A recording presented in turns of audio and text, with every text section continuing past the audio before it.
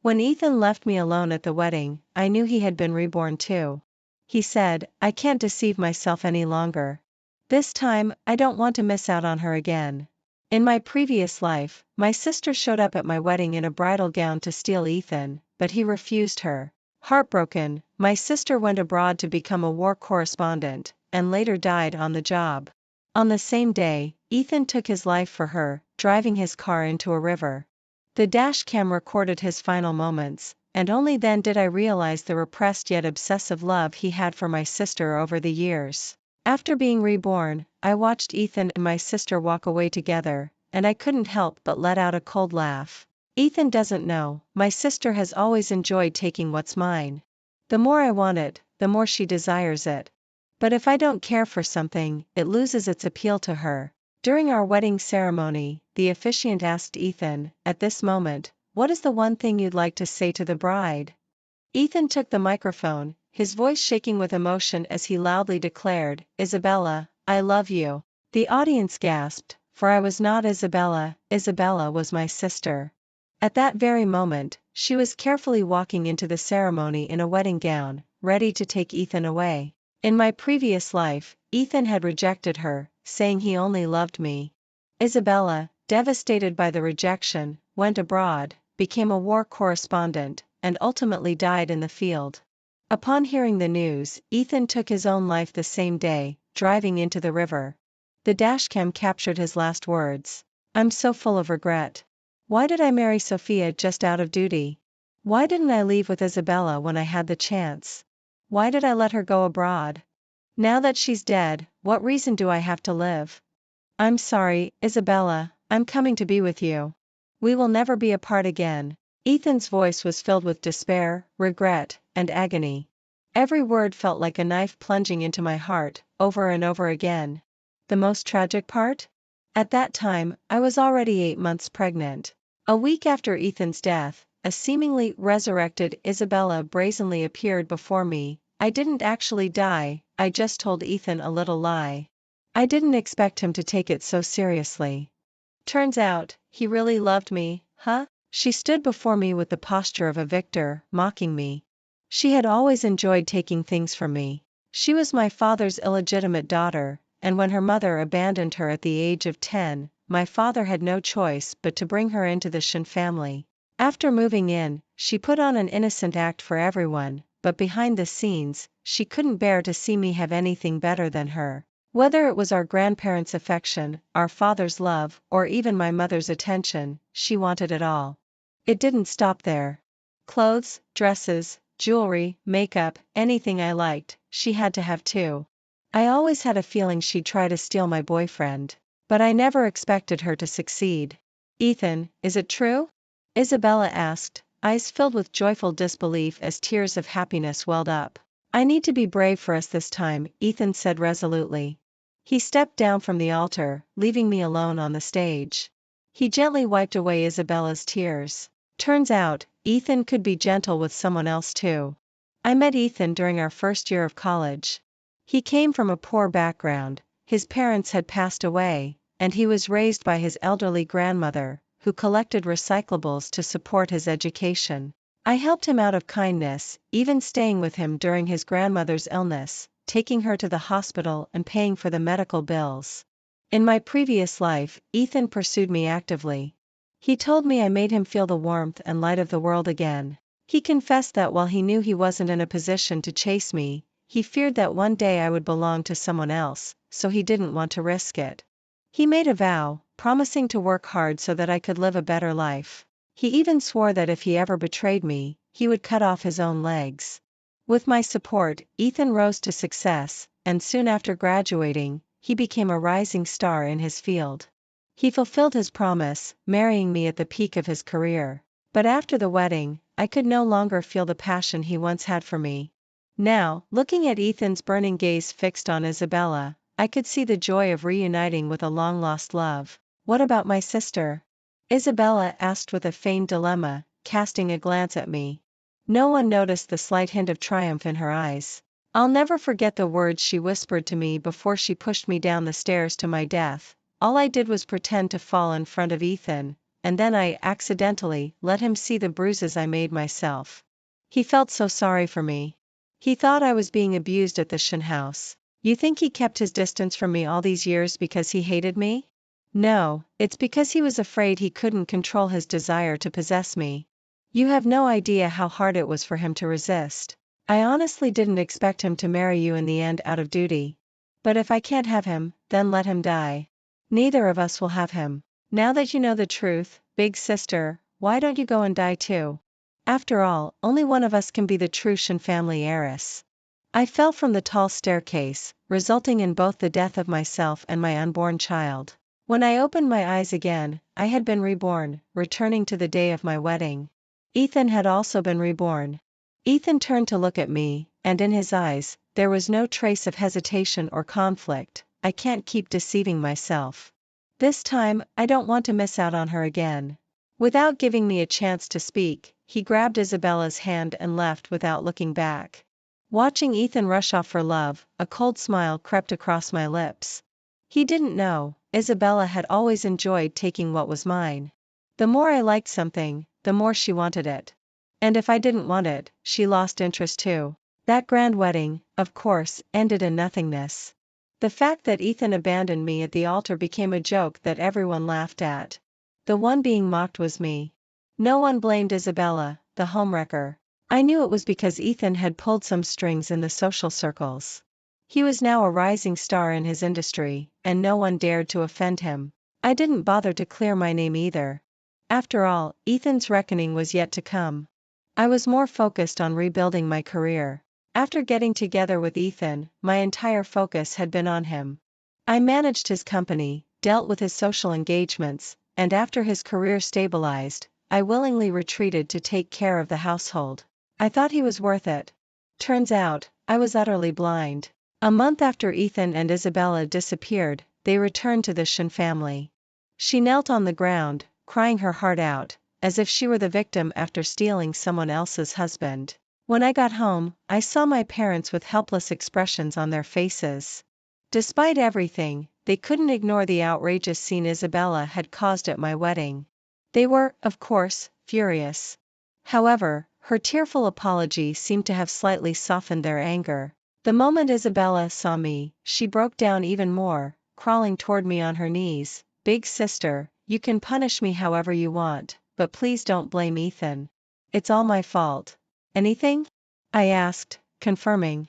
Anything, Isabella said firmly. In my previous life, I had been lenient with Isabella. Not just because she always put on a facade, but I even believed that her desire for everything I liked came from her own lack of confidence, wanting to imitate me in every way. Of course, the most important reason was that I never deemed her worthy of my concern. The confidence my family gave me since childhood made me never think Isabella could surpass me. I underestimated her. So, at that moment, I bent down and slapped Isabella hard across the face. The loud smack left Isabella completely stunned. Before she could react, Ethan forcefully shoved me away, nearly making me fall. He held Isabella protectively in his arms. Sophia, whatever issues we have are between us, not Isabella. If you're angry, take it out on me. Fine. I didn't hesitate and slapped Ethan hard across the face as well. When dealing with scum like them, I wasn't going to be soft. Ethan, clearly enraged, didn't expect me, always gentle and soft-spoken, to be this rough. My parents were just as shocked. For the past month, after being abandoned at the altar, I hadn't shown any signs of emotional breakdown. Instead, I'd been actively working on improving myself. They knew I never held grudges against my sister, so they assumed I was turning my pain into motivation and that I'd moved on. Moved on? Not a chance. There's justice in the world, the timing just hasn't come yet. Sophia, we've come back this time to sincerely apologize to you, Ethan said, trying to sound righteous, as if I should be grateful he was admitting his wrongs. I couldn't help but laugh at his shamelessness. So, just because you apologize, I'm supposed to accept it? I asked Ethan. If I killed your entire family and then said sorry, would everything be fine? So why do we need police, laws, morals, or any sense of right and wrong? Ethan was left speechless by my sarcasm. He hadn't expected me to be so unyielding, completely disregarding his feelings. In the past, I'd always carefully maintained his dignity. I knew how insecure he was about his background, so both in private and in public, I made sure to preserve his male pride. He'd grown accustomed to it, and my uncharacteristic behavior caught him off guard, leaving him standing there speechless. It was then that Isabella spoke. Sis, I know you love Ethan deeply, so it's hard for you to accept us being together right now. But love can't be one-sided. We are genuinely in love. Please, let us be. And if I refuse, will you two break up? I asked Isabella with a smile. You've never been so unreasonable before. Ethan doesn't love you. If you stay together, you'll never be happy. You should actually feel lucky that you didn't marry him. You've been spared from a tragedy, Isabella said with righteous conviction. I had to admit, Isabella wasn't wrong. Marrying Ethan had indeed been my tragedy. But did that give her the right to steal someone else's husband? I sneered sarcastically. This is the first time I've ever heard someone make being a mistress sound so noble and pure. Isabella blushed at my remark. Before she could respond, I continued questioning, should I be thanking you? Thanking you for publicly humiliating me by stealing Ethan on our wedding day? Thanking you for interfering in our relationship? Thanking you for making me realize how much of a scumbag Ethan is and how unworthy he is of my trust? Thanking you for being the mistress? She's not a mistress. Ethan quickly jumped to her defense. I know it's hard for you to accept our breakup right now, but I don't love you, and nothing you say will change my decision to be with Isabella. Ethan, do you think I'm that pathetic? I stared at him as if he were an idiot. What makes you think I still have any feelings for a man who's irresponsible, unfaithful, clueless, and tainted? Do I look like a trash bin to you? Sophia, what's happened to you? Do you even realize how ugly you are acting right now? Ethan was visibly shaken by my blunt words, his anger flaring up. The more you act like this, the less I could ever love you. Well, I guess I should be grateful for your lack of affection, then. I sneered. You. Ethan was at a loss for words. His face flushed with frustration, as he probably never imagined I would become so sharp-tongued. Isabella tried to soothe him. Don't be mad, Ethan. Sister is just saying these things because she's upset. I'm sure she'll forgive us eventually. Ethan took a deep breath, trying to calm himself down. He said, Sophia, no matter what, I'm really thankful for the support you gave me back then. To repay you, I genuinely wanted to be with you and take care of you for the rest of my life. The more he spoke, the more ridiculous it sounded. So his reasoning was that he had no choice but to be with me because I helped him? Because I gave him financial support, he felt morally obligated to repay me with his life? He was acting like he had been blackmailed by his own conscience. Sophia, I tried, but being with you just didn't make me happy. I don't want our marriage to become a burden for both of us. You deserve someone better, and I can finally be with my true love. As he said this, Ethan cast a loving glance at Isabella, and they shared a sickeningly sweet smile. It was revolting. Even my parents couldn't take it anymore. Ethan, Isabella, you came here today to make amends for the hurt you caused Sophia, my father said pointedly. In other words, not to flaunt your relationship. Ethan pulled out a card. Here's a bank card. I did the math, and the amount you supported me with, including the hospital bills for my grandma, totaled around $30,000. There's $300,000 in this card, a hundredfold repayment, so you won't be at a loss. I looked at the card coldly. Fortunately, I had no expectations of Ethan, so I didn't feel disappointed. $300,000 was indeed a lot, but did he forget that he got his job, built his company, and established his career thanks to me?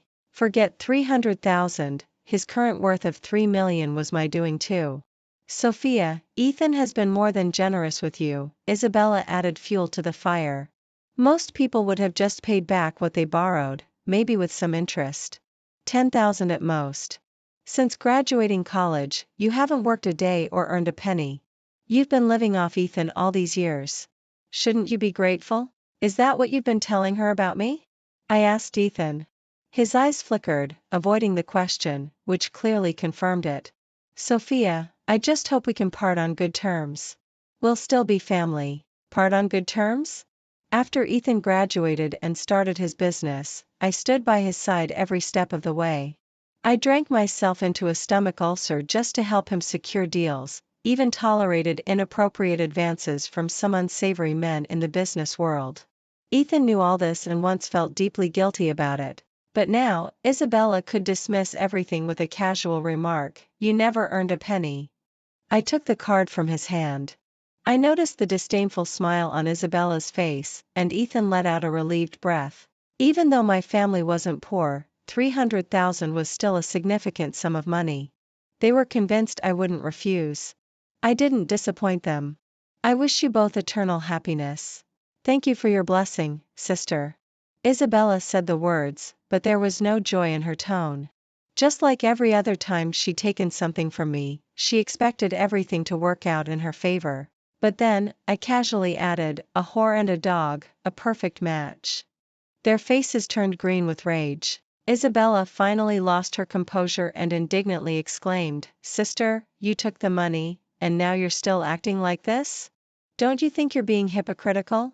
"First of all," I said, enunciating each word clearly, "this money is what I'm rightfully owed. Ethan's success today is thanks to me, and no matter how much money he gives me, I deserve it. Second, you two cheated, staining my life with a huge scandal. I'm entitled to compensation. And lastly, I wasted 10 years of my life on a dog.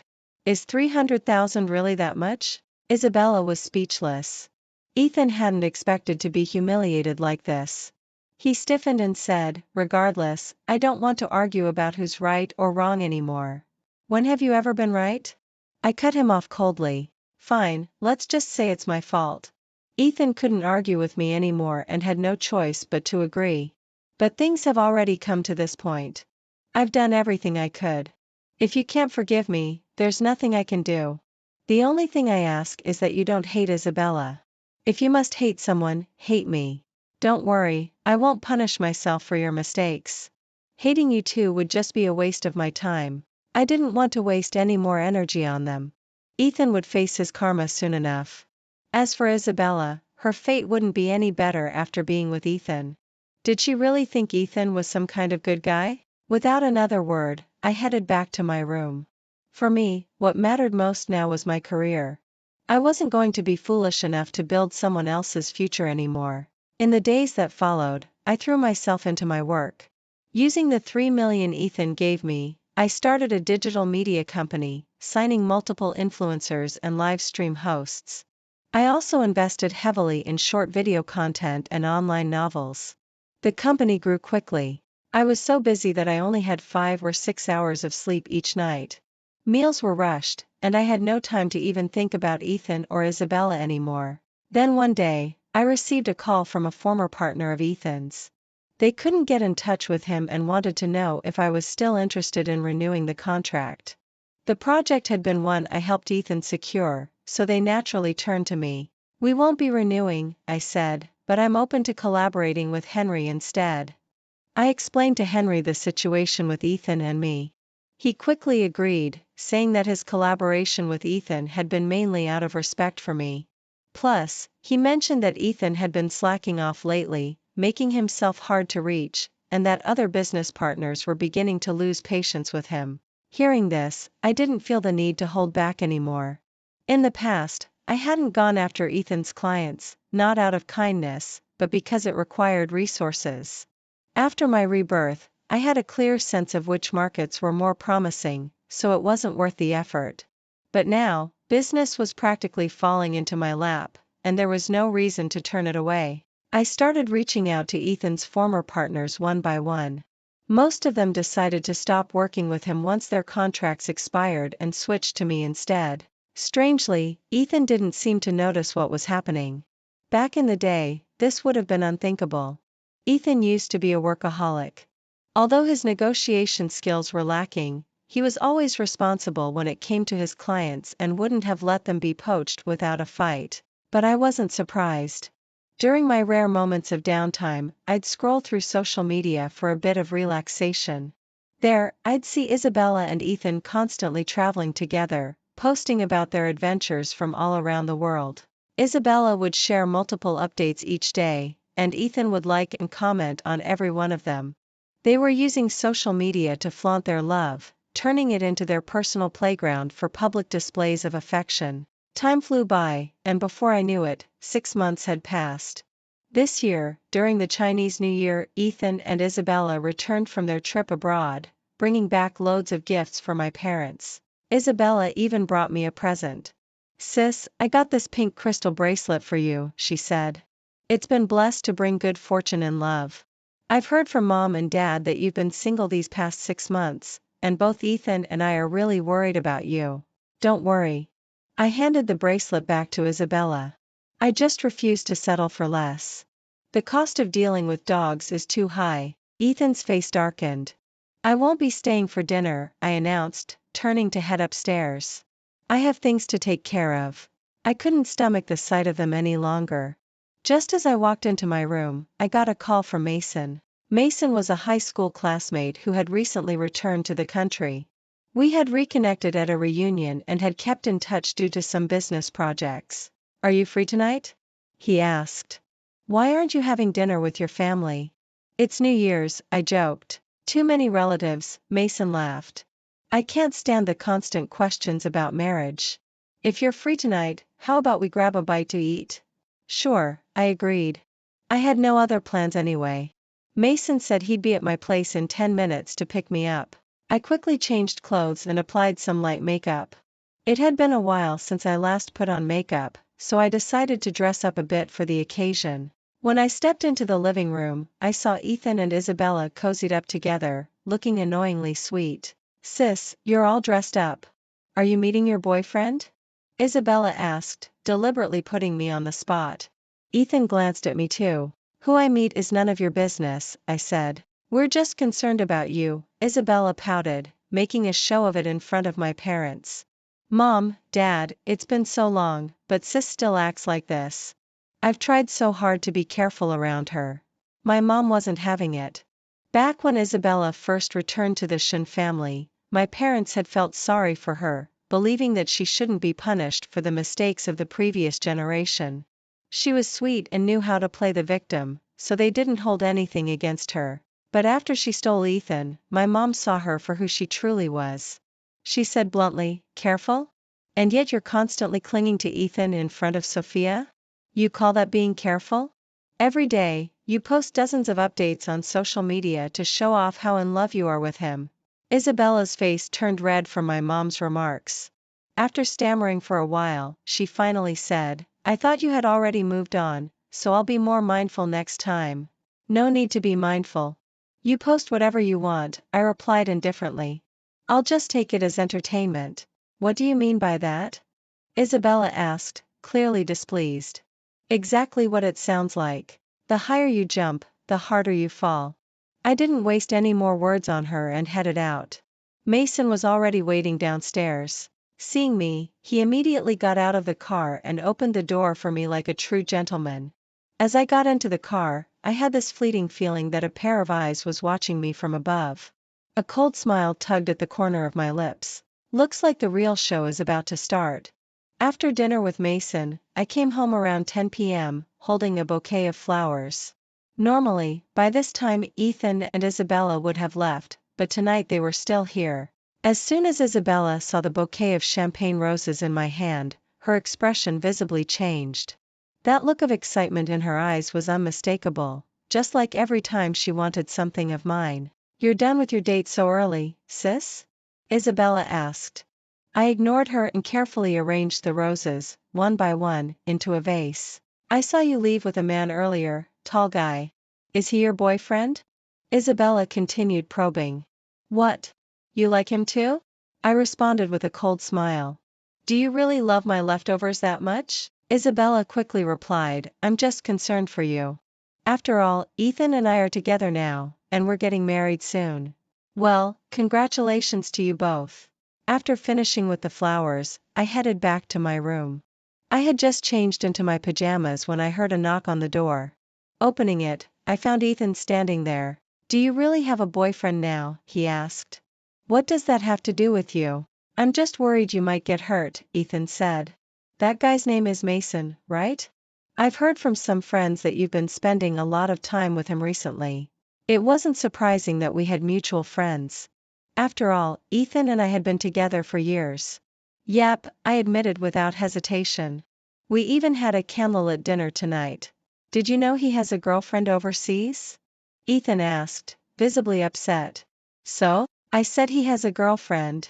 He's already taken, and he's still spending time with you. What does that make you? Ethan's anger flared when he saw my indifferent expression. Before I could respond, he continued, Sophia, what's wrong with you? Ever since we broke up, you've been acting like you don't care.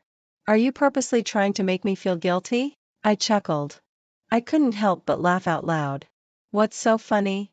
Ethan asked, still fuming. I'm laughing at how shameless you are. Stop pretending, Sophia. I know you haven't gotten over me. If you had, why haven't you dated anyone since we broke up? Why would you start seeing a guy with a girlfriend? You're only doing this to get back at me. So, you agree that being with someone who already has a partner is shameful? I didn't want to argue with him anymore, it was pointless. A man like Ethan would never doubt his own charm or believe he was inferior to anyone. That's absolutely shameful, Ethan declared with conviction. And what about Isabella? I asked, smiling. Ethan froze, clearly not expecting me to turn the tables on him. That's different. How is it different? I asked, genuinely amused.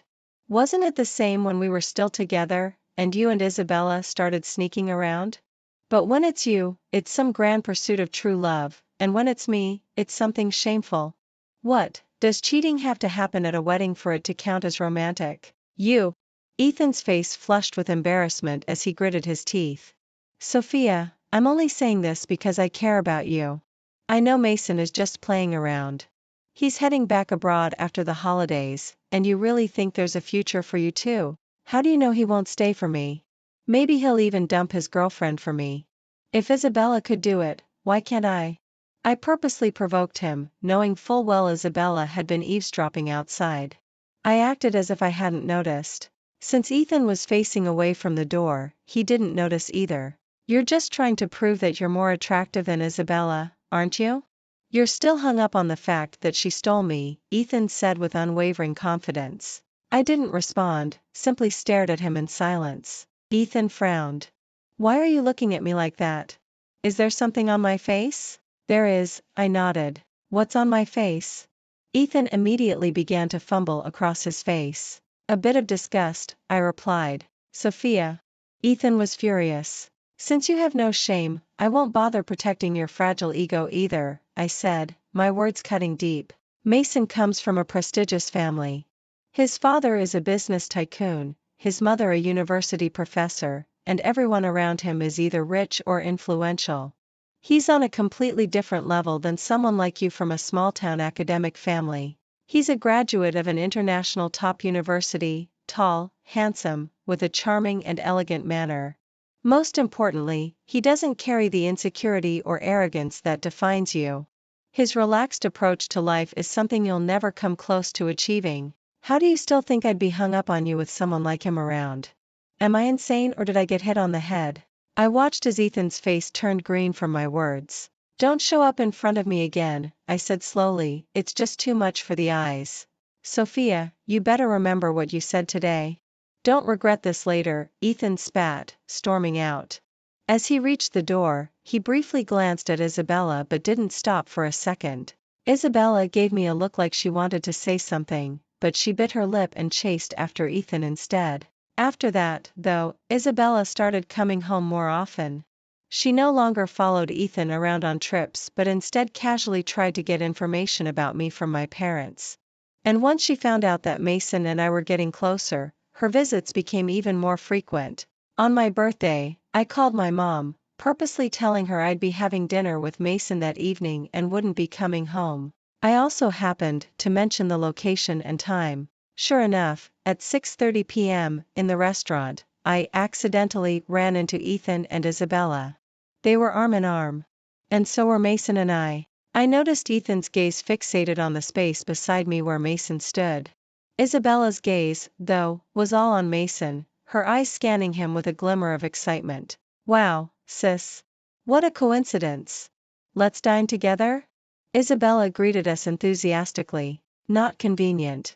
I rejected her outright and pulled Mason towards our reserved table.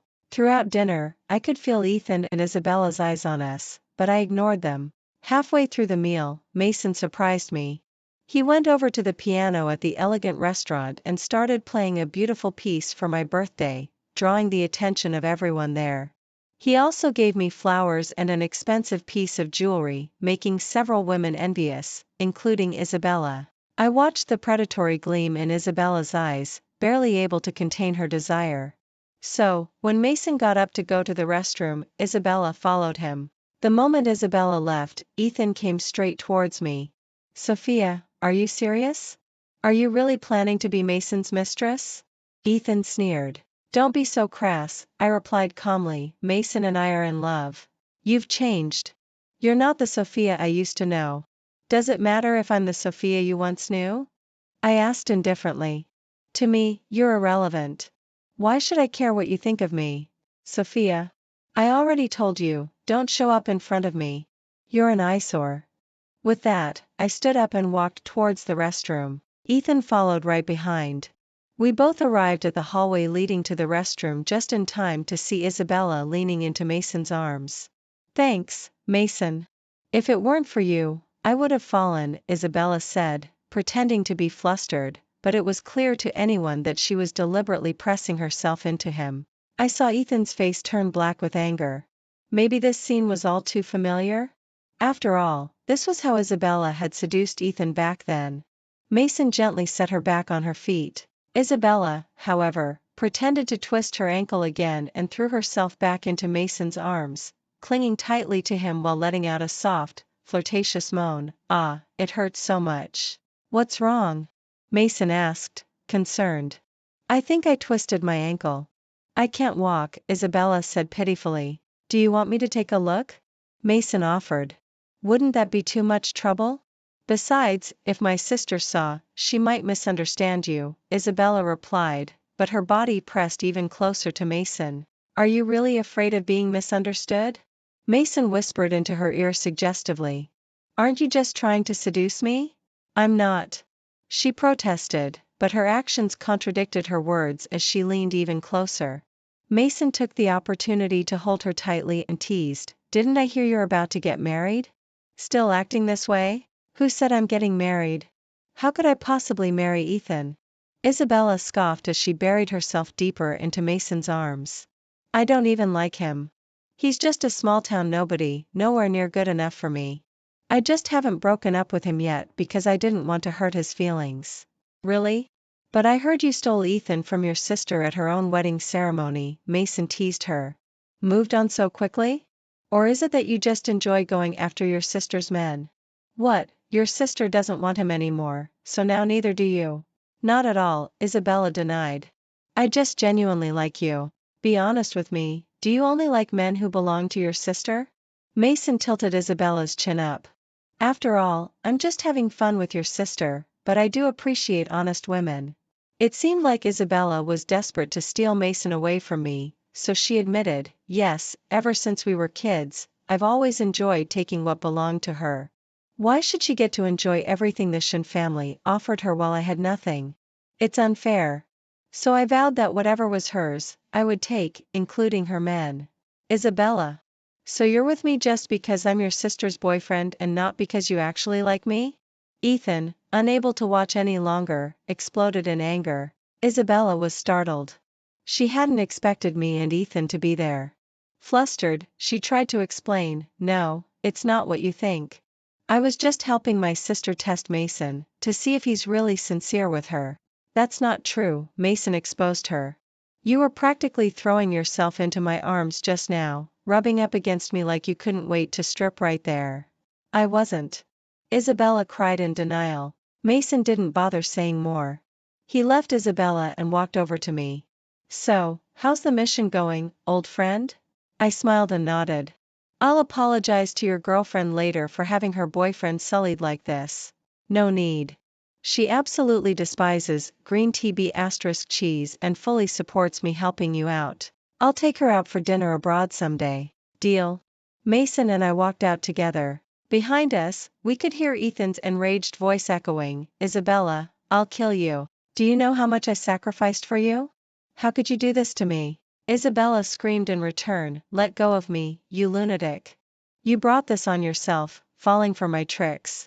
It's not my fault you're stupid. Now that everything's out in the open, I'm done with you. Let's break up." I can't stand to even look at what Sophia discarded. I didn't bother turning around to watch the drama unfold. It was just two dogs fighting. What's there to see? But I couldn't deny the satisfaction I felt, the sweet taste of revenge. Later, I heard that their fight escalated to the point they ended up at the police station. Both were injured, and the scene was far from glamorous. After that, I heard Ethan's company ran into major issues. He was drowning in debt and on the brink of bankruptcy. But none of that mattered to me. Ethan was just an outsider now. As for Isabella, after repeatedly trying to seduce my boyfriends, my parents finally lost patience with her and cut ties, kicking her out of the family. I thought that would be the end of any involvement with those two, but I was wrong. Ethan still had the nerve to seek me out. He waited for me outside my office after work. It had only been a few months, but Ethan looked much thinner and completely defeated. Of course, I knew his situation. If he couldn't secure another loan, his company would collapse. He said, "Sophia, I was wrong. I never imagined Isabella would turn out to be like that." I stared at him coldly, a mocking smile playing on my lips. I was enjoying the show. He continued, sounding more and more pitiful, "I was tricked by Isabella. I regret everything so much. I now realize that you're the one I truly love. Can we get back together? I swear, if I ever betray you again, I'll break my own legs." I couldn't help but laugh at his desperation. "Didn't you say the same thing before? How are your legs still intact? Are you a centipede or a crab with that many legs?" Ethan was utterly embarrassed by my words. "Stop acting. I'm not going to help you by co-signing a loan at the bank." I laid it out clearly. Spending even a second more with him was a waste of my time. "I'm not asking for your help with a loan. I really do love you.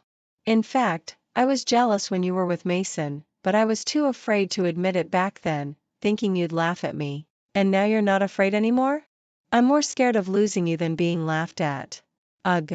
I pretended to gag in disgust. "You're revolting." Ethan's face turned deathly pale, his eyes reddening. "Sophia, will you really never forgive me? When you and Mason staged everything to expose Isabella, wasn't it to show me her true colors so that we could get back together?" I couldn't help but laugh again. "Let me tell you something, Ethan," I said bluntly. "You're not the only one who's been reborn." Ethan's face twisted in shock. "In our past life, when you committed suicide for Isabella, did you ever think about me, carrying your child? What makes you think I could ever forgive you, let alone love you again?" "Everything I've done is just for revenge," I said coldly. "For myself, and for the child that never got to be born. Sophia, I'm sorry, I'm so sorry." Ethan panicked, desperately trying to grab me. I dodged him. He kept mumbling, "It was my fault, I was so wrong. How could I have abandoned you and our child for a woman like that? Sophia." I was irritated by his words, so I called for security. "Escort him out. Don't ever let him step foot here again. Sophia." Ethan was restrained by the guards, but his eyes remained fixed on me, filled with regret and sorrow. To me, it was utterly ridiculous. If he had known it would come to this, why make those choices in the first place? I left coldly and never let Ethan see me again. He called, I blocked him. Any unknown number, I refused to answer. He waited for me outside the office and at my apartment, but I had the security guards chase him away. I even filed a police report, making sure Ethan had no way to find me. When I had almost forgotten about these people, Isabella showed up. Shamelessly, she demanded money, threatening to expose how our family had kicked her out if I didn't pay. She claimed she'd ruin me and the Shin family's reputation. I calmly sent her a video of her trying to seduce Mason. I'd anticipated she would resort to something like this when she hit rock bottom. Isabella went mad. One day, as I was driving home from work, she recklessly sped her car toward me, trying to crash into me. Just then, another car came out of nowhere and slammed into hers, sending Isabella's car flying. Both cars were wrecked in front of me. My heart pounded as I stepped out of my own car, shaken. Isabella's car was completely crushed at the front, and she was pinned inside, a bloody, unrecognizable mess, motionless. The other car wasn't much better. Inside, Ethan was covered in blood, but his eyes were still open, as if he was using every ounce of strength to see me. I watched his lips move slightly, as though he was trying to say, "I'm sorry." But it was meaningless. I shook my head, refusing to accept his apology. Even if Ethan died, it would be a redemption for the child we lost. I would never forgive him for everything he did. Soon, the police arrived at the scene. Isabella was pronounced dead on the spot. Ethan survived after being rescued but was left in a vegetative state, forever confined to a hospital bed. I never visited him. Because, in my world, Ethan no longer existed. My life had already started anew long ago.